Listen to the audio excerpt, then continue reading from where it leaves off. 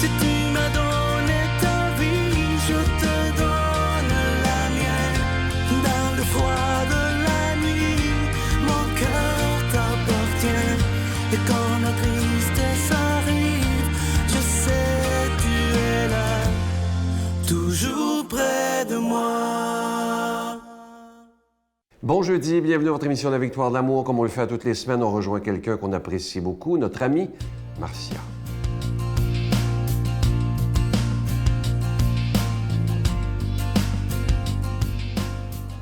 Bon jeudi tout le monde, c'est l'été et moi je vais vous parler aujourd'hui de ma passion pour les livres. J'ai apporté les livres que j'ai écrits. J'en suis à j'ai écrit 14 livres. Je suis en train d'écrire le 15e livre qui va sortir au mois d'octobre prochain.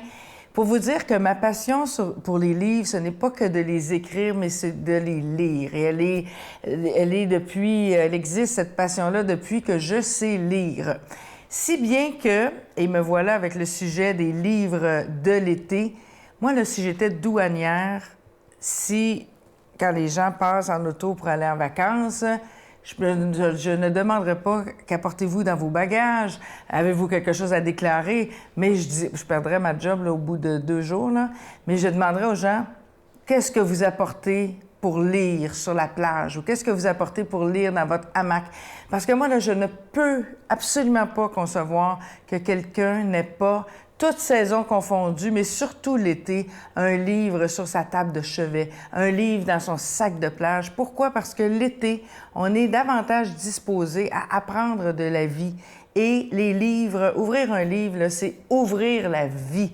Et je ne sais pas, si je vous rencontre, là, par hasard, cet été, là, arrêtez-moi puis demandez-moi quelle suggestion de livre je vous fais. Moi, là, c'est ma passion. Je veux que tout le monde lise. Je me suis nommée affectueusement une entremetteuse littéraire. Je veux que chaque personne rencontre son auteur. Je veux que chaque personne rencontre le livre qui le fera ou qui la fera grandir. Quelqu'un qui me dit, ben moi, j'aime pas lire ou ben moi, je m'endors sur mon livre, je lui réponds, c'est parce que t'as pas trouvé ton auteur. T'as pas trouvé ton univers. Et ça, c'est impossible, quelqu'un qui n'aime pas lire et qui n'arrivera pas à aimer lire. Si vous me rencontrez, je vous en supplie, accrochez-moi, puis je vais vous faire une petite thérapie de vous donner une liste de livres à lire. Je termine en vous lisant un extrait dans mon livre 365 Rendez-vous avec Marcia. J'ai consigné par écrit quelques chroniques qui traitent de la lecture, dont celle-ci pour les gens en vacances. Si vous n'avez pas encore pris vos vacances, puis l'été n'est pas terminé, vous avez encore le temps de lire dans un hamac ou sur votre balcon ou sur une chaise longue ou à la plage. Ça commence comme suit. Aux gens qui me parlent de leurs vacances imminentes, je leur pose toujours la même question. Qu'est-ce que tu apportes comme lecture? Si la personne me regarde, l'air de dire « j'ai pas pensé à ça », je ne réponds plus de moi. Je sors ma chaise longue, je lui fais une psychanalyse de balcon. 3 questions suffisent pour que je trouve des titres de livres qui sauront l'accompagner durant son été. Quelles questions te poses-tu présentement? Tu es dans quelle période de ta vie? Et tu aurais besoin qu'on te parle de quoi? Et selon les réponses, je prends un petit bout de papier, tel une prescription, et je propose une dizaine de suggestions. Un écrivain éthiopien, une écrivaine indienne, une saga familiale, etc. Donc, si vous me rencontrez, je vais sortir mon bout de papier et je vais vous donner une prescription littéraire et vous allez passer un bel été avec les livres. Notre Père qui es aux cieux, que ton nom soit sanctifié, que ton règne vienne, que ta volonté soit faite sur la terre comme au ciel. Donne-nous aujourd'hui notre pain de ce jour. Pardonne-nous nos offenses comme nous pardonnons à ceux qui nous ont offensés. Ne nous laisse pas entrer en tentation, mais délivre-nous du mal, car c'est à toi qu'appartient le règne, la puissance et la gloire pour les siècles des siècles. Amen. Mon Père, je m'abandonne à toi. Fais de moi ce qu'il te plaira. Quoi que tu fasses de moi, je te remercie. Je suis prête à tout, j'accepte tout, pourvu que ta volonté se fasse en moi, en toutes les créatures. Je ne désire rien d'autre, mon Dieu. je remets mon âme entre tes mains, je te la donne, mon Dieu, avec tout l'amour de mon cœur, parce que je t'aime, et que ce m'est un besoin d'amour de me donner, de me remettre entre tes mains, sans mesure, avec une infinie confiance, car tu es mon Père.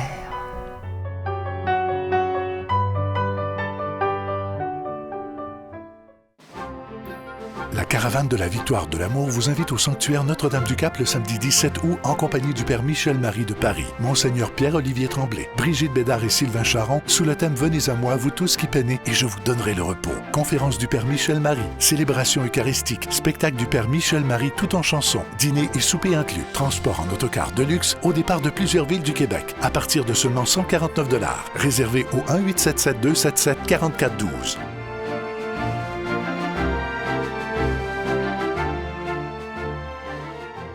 Comme je vous en parle depuis quelques semaines déjà, vous savez qu'en juillet, il n'y avait pas de cadeau du mois. Je me permets de vous demander un don tout à fait spécial pour l'été, parce que c'est des mois toujours le plus difficile, c'est le mois de juillet, parce que c'est les vacances.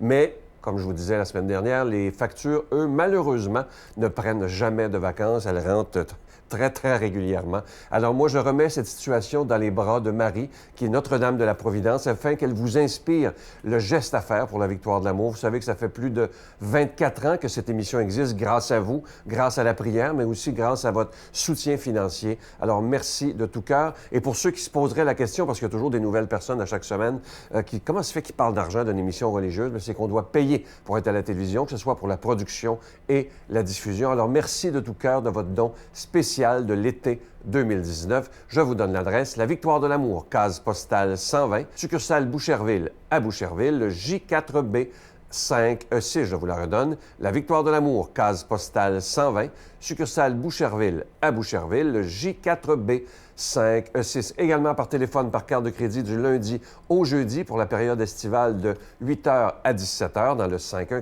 514-523-4433, 523-4433 ou sans frais, le 1-888-811-9291, 1-888-811-9291 et aussi sur notre site Internet qui est une façon très rapide et très sécuritaire de faire votre don, le www.lavictoiredelamour.org. Je vais prendre le temps de vous dire merci de tout cœur de votre prière soutenue et aussi merci de votre soutien financier, de votre don spécial pour l'été 2019.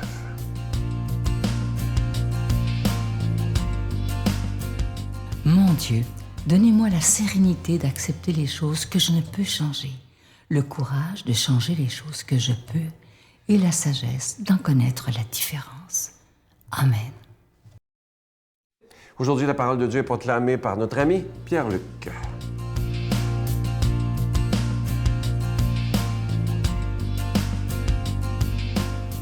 Bon matin à vous, très heureux de vous retrouver ce matin avec la parole selon Saint Matthieu. Ces temps-ci, je suis pas mal dans Saint Matthieu là, quand vous me voyez, là, et j'apprends à le découvrir, parce qu'il y a toujours Saint Matthieu a toujours un mot qui fait ressortir. Il n'est pas toujours écrit, comme aujourd'hui, mais c'est un mot là, avec lequel on a de la misère à composer, mais avec lequel le Christ, en tout cas, est capable de renouveler. Alors, voyons ce mot, si vous êtes capable de le deviner, dans l'Évangile selon Saint Matthieu. La mère de Jacques et de Jean, fils de Zébédée, s'approcha de Jésus avec ses fils et se prosterna pour lui faire une demande. Jésus lui dit, « Que veux-tu? » Elle répondit, « Voilà mes deux fils. Ordonne qu'ils siègent, l'un à ta droite et l'autre à ta gauche, dans ton royaume. » Jésus répondit, « Vous ne savez pas ce que vous demandez. Pouvez-vous boire à la coupe que je vais boire? » Ils lui dirent, « Nous le pouvons. » Il leur dit, « Ma coupe, vous y boirez. Quant à siéger à ma droite et à ma gauche, il ne m'appartient pas de l'accorder. Il y a ceux pour qui ces places sont préparées par mon Père. » Les 10 autres avaient entendu et s'indignèrent contre les deux frères. Jésus les appela et leur dit, « Vous le savez, les chefs des nations païennes commandent en maître, et les grands font sentir leur pouvoir. Parmi vous, il ne doit pas en être ainsi. Celui qui veut devenir grand sera votre serviteur, et celui qui veut être le premier sera votre esclave. Ainsi le Fils de l'homme n'est pas venu pour être servi, mais pour servir et donner sa vie en rançon pour la multitude. On aime ça, entendre ça, ça fait du bien, hein? Mais on a de la misère à l'accomplir, entre vous et moi, là. Pas si vrai que ça, qu'on facilement on se dit non, le pouvoir, moi j'en veux pas. Parce qu'il y a un mot à faire ressortir, et il était écrit, finalement. C'est le mot pouvoir. C'est exactement ce mot-là. C'est impressionnant comment ce mot-là, en fait, il revient beaucoup, je dirais le concept revient, puis c'est dur de s'en détacher. On a besoin de ce sentiment de contrôler, d'avoir du pouvoir, d'être plus important. Mais une chose auquel je m'arrête, c'est Jésus doit être déçu. Entre vous et moi, là. Je dis ça comme ça, mais il passe sa vie à lancer un message d'amour, d'espoir, de paix, d'être au service de la communauté. Puis la seule chose auquel les disciples pensent à ce moment-là, c'est qui va siéger. Hein?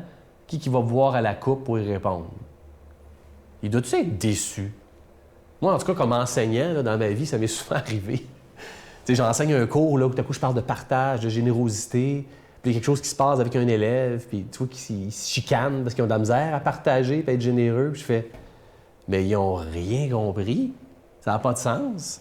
Et regardez la petite idée qui rentre dans la tête de un, s'en va dans la tête de deux et dans la tête de plusieurs. La mère de Jacques et de Jean, c'est elle qui a peut-être l'idée, en tout cas. Elle s'en va voir Jésus, puis elle dit, voici mes fils, ils peuvent-tu siéger?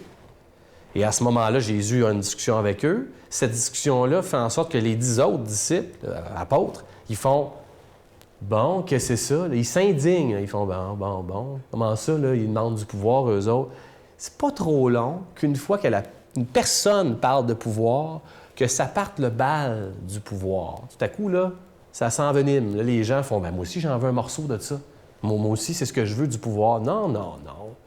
Là, Jésus, je te dis que c'est pas trop long, qu'il fait « Hey, là, voyons, je suis pas venu ici pour ça, là. » Je sais pas s'il l'a dit comme ça, là. Mais il dit carrément « Hey, là, celui là, qui sera le plus grand sera votre serviteur. Celui qui va être le premier, c'est lui qui va être votre esclave. Faites pas comme tous ceux qui ont déjà fait avant, là. Il parle des nations païennes. Qu'est-ce qu'il dit, là? Tous ceux avant nous, tous ceux autres que nous, font tous tomber dans le piège. On veut du pouvoir. Et on en a dans nos structures actuelles, là. Regardez à quel point la hiérarchie dans notre structure est très importante. Tu as un directeur général, un président-directeur, un CEO, appelle-le comme tu voudras. Tu as des vice-présidents, des directeurs. Ensuite, tu as les autres. La hiérarchie qui donne du pouvoir à des gens. Oui, mais Pierre-Luc, ça nous aide à structurer, à déployer notre... Oui, mais il y a du pouvoir là-dedans auquel il faut faire attention. Puis on est là pour servir et non pas pour être servi. Je m'adresse à votre leadership et le Christ aujourd'hui vous le rappelle à quel point vous êtes là pour donner votre vie en rançon pour la multitude. Faire progresser cette idée de pouvoir. Seigneur Jésus, viens épurer nos pensées et nos idées de grandeur. Replace notre désir profond vers ta grandeur. Pas celle de régner ni de vaincre, mais bien d'être là pour les autres afin d'améliorer la vie des gens qui nous entourent pour que notre pouvoir soit à ton service. Au nom du Père et du Fils et du Saint-Esprit. Amen. Je vous salue Marie, pleine de grâce. Le Seigneur est avec vous. Vous êtes bénie entre toutes les femmes, et Jésus, le fruit de vos entrailles, est béni. Sainte Marie, Mère de Dieu, priez pour nous pauvres pécheurs, maintenant et à l'heure de notre mort. Amen.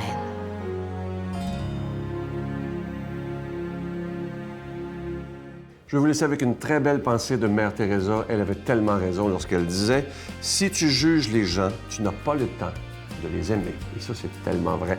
Arrêtons de juger et regardons ce qu'il y a de beau et de grand dans chaque personne. À demain. Bye! Soit que tu te retrouves assassiné ou en prison. Fait qu'on vient c'est quelque chose qu'on s'adapte. C'est dur à dire. Parce que les gens, parfois, me disent « Mylène, comment peux-tu t'habituer à des choses comme ça? » C'est la vie du crime organisé.